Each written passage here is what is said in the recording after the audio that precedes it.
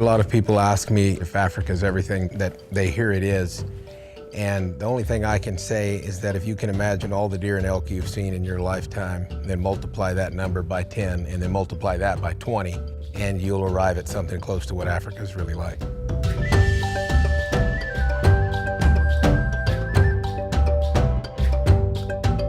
The trip to Namibia was kind of centered around taking my son. It was just an absolute incredible experience. I don't know that words can describe what it's like to be able to travel that far away. Be able to have the opportunity to take your son is something that a lot of people don't get to do, and I won't ever forget just how blessed I am to be able to do that. You know, it definitely lived up to my expectations when we got there. I mean, the moment I stepped off the airplane, it was like we took a step back in time. When you get to Africa, you can't comprehend that. I mean, you just can't make that up in your mind until you see it.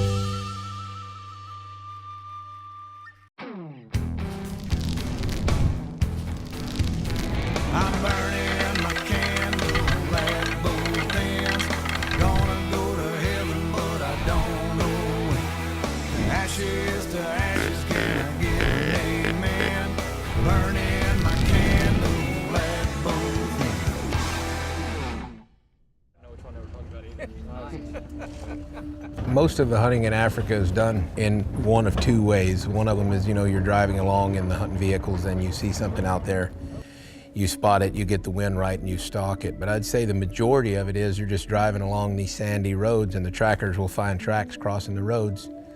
And their capabilities of tracking game is something that you really can't appreciate until you're there.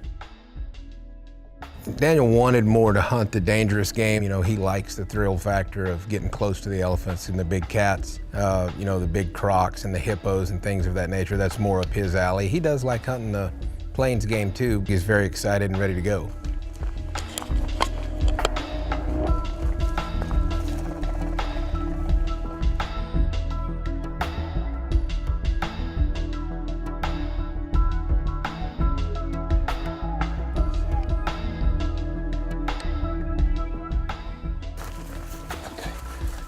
Second one from the left. Yeah, right. Right, he's walking.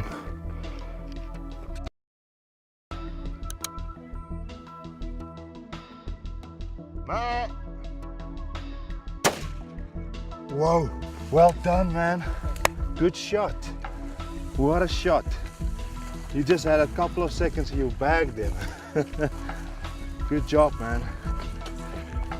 The PH was very excited that was really a good shot. You know, a young boy would make a shot like that. But, you know, it was maybe 200, 300 yards, not that far of a shot for someone that's grown up in Texas making shots like that all the time. Good shooting, man. Look at this. Wide, tips, good step in. What is that one? Yes, yeah, he's about 20, 23, 24. Right there is where he was? That's where he dropped, yeah. Oh, really? Yeah, we were up on that hill, yeah. So about a 200-yard shot, he pumped him right through the lungs. Nice. Yeah, this is a big impala. It is a big impala. Daniel was excited. He's quiet and kind of a reserved young man, but it was a beautiful impala. It's pretty cool. I've been waiting 15 years to take him to Africa, and I can't wait to see what he does now. He doesn't act like he's excited, but I can tell that he is.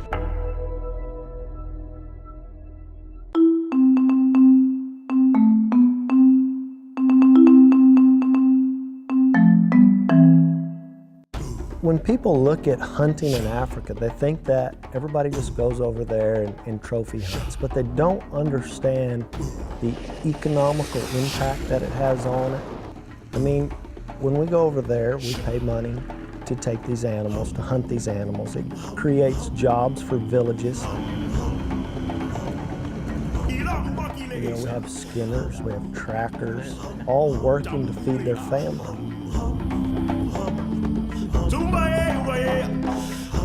And nothing is wasted. I mean, these animals, the meat goes right back to the villages. But to get the protein from meat without hunting, they wouldn't get it. Awesome. Yeah. Great, buddy. Thank you. I'm gonna go get my camera, make you really happy. The one thing that saved virtually every species the globe over, not just Africa, but everywhere, is hunters themselves. They're not gonna let a resource like that die out that they so love to pursue. And in Africa, it even goes even further because a certain percentage of the trophy fees go to conservation, meaning it goes to game warden salaries, it goes to making better habitats, it goes to paying for poachers' patrols. Second from the left, third, dead, shot. And then the meat itself is a vital source of protein for the people, of which they normally wouldn't have. Good shot. Well, not easy, man. They were crossing in between each other the whole time. I couldn't see which one he was going on the left, in the middle, on the right, second from the left, second from the right, one in the back.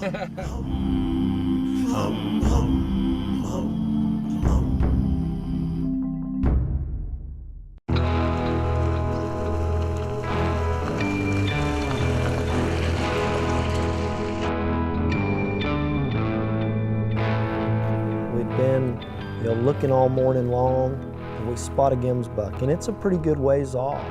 Okay, I need you guys to go low. We're gonna hit for this brush in front of us.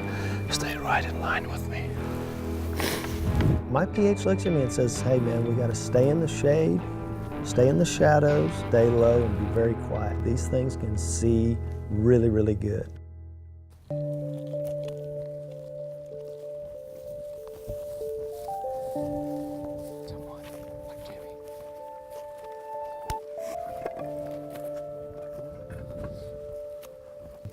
We do this for a couple of 100 yards, and finally we just can't get any closer because there's a canyon in front of us.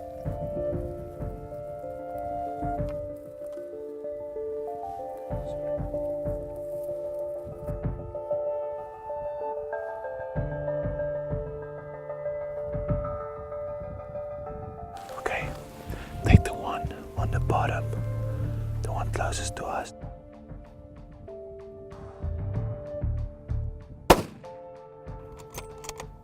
Okay. I'll shoot him again. Oh, shot, man. Then I drop him, and I've got my first Gims buck. It's really, really cool deal. Trophy of a lifetime right here. You can't believe how pretty they are until you get beside them.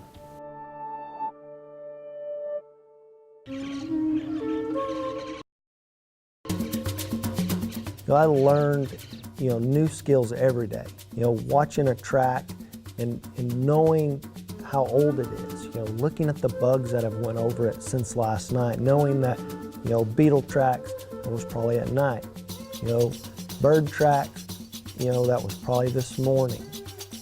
And I asked a lot of questions because I wanted to learn. So I talked to every PH. Every day I had questions. I talked to the trackers. It was an educational part just as much as having fun over there hunting. Going to Africa, that's something that I think every hunter should do. I mean, when you get up in the morning in Africa and you go hunt, you don't know what you're going to come across.